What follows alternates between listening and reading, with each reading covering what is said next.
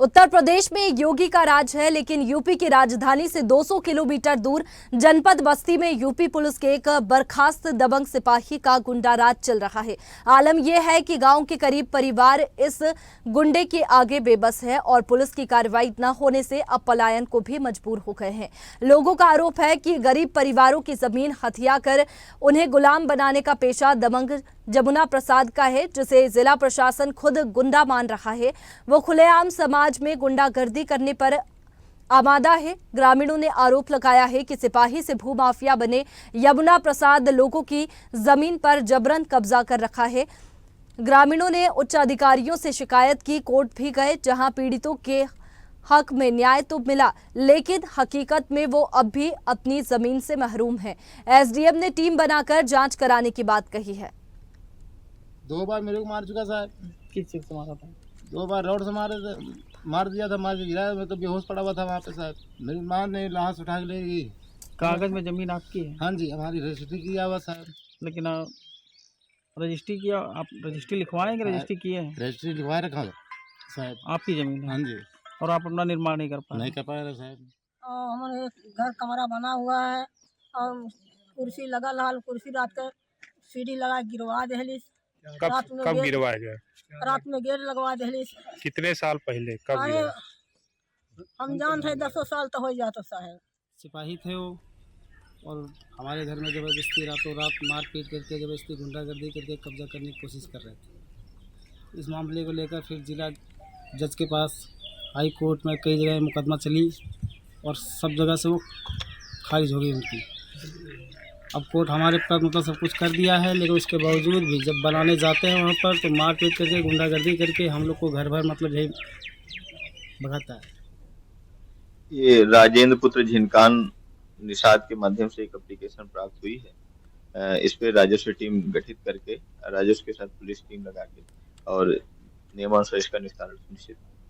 गुंडा एक्ट के तहत जो भी कार्यवाही हुई है उसका अनुपालन एसएचओ के माध्यम से कराया जाता है। उस पर भी हम गुंडा एक्ट पर भी एक पत्र एसएचओ को बना देते हैं। अलग से आप एक एप्लीकेशन लेके और गुंडा एक्ट पर दे देते हैं, एसएचओ को पत्र दे रहे हैं, एसएचओ उस पर नियमानुसार से कार्रवाई करेगा। और इसी पर ज्यादा जानकारी के साथ संवाददाता उमंग फोन लाइन पर जुड़ गए हैं। उमंग, जबरन लोगों की जमीनों पर कब्जा किया जा रहा है, कोई कार्रवाई इन पर क्यों नहीं हो पा रही है? जी वैष्णवी, मैं आपको बताना चाहूंगा, ये पूरा मामला बस्ती जनपद के मेहनौना गांव का है, जहां से ग्रामीण इन दिनों एक बर्खास्त सिपाही के खौफ के चलते जो है वो अपने जमीन पर कब्जा नहीं कर पा रहे हैं, और वो अपने जमीन पे कब्जा तो दूर की बात है, वो वहां पर भटकने भी नहीं पा रहे हैं। और जिसमें कई ग्रामीणों ने जो है जिला प्रशासन से शिकायत किया। उन्होंने कहा कि वर्ष 2000 में उन लोगों ने एक मकान बनाने के लिए गांव में एक जमीन का बैनामा कराया था, और जब उन्होंने बाउंड्री वाल बनवाकर जैसे ही मकान बनवाना शुरू किया तो रातों रात तत्कालीन रूप से यूपी पुलिस में तैनात एक सिपाही, जिसका नाम जमुना प्रसाद बताया जा रहा है, उसने जेसीबी लगाकर उस बने निर्मित मकान को जो है जमींदोज करा दिया। उसके बाद से ही दबंग जमुना प्रसाद जबरन गरीबों की जमीन पर कब्जा करके बैठ गया है। वहीं पर जब पीड़ितों ने जो है उच्च अधिकारियों से शिकायत की और न्यायालय भी गए, जहां पीड़ितों के हक में न्याय तो मिला, लेकिन हकीकत में जमीन पर अभी तक वो लोग अपनी जमीन पर जो है काबिज नहीं हो पाए हैं। अब ऐसे में सवाल यह उठता है कि योगी सरकार भूमाफियों पर कार्रवाई कराने का जो ढिढोरा भले ही पीटे, लेकिन उसकी जमीनी हकीकत कुछ मिलाकर दाव से थोड़ा हटकर है। यूपी सरकार भले ही लॉ एंड ऑर्डर की बात कर ले, लेकिन असल में उसका लॉ एंड ऑर्डर केवल गरीबों पर ही लागू होता है, ऐसे दबंग भूमाफियाओं पर नहीं।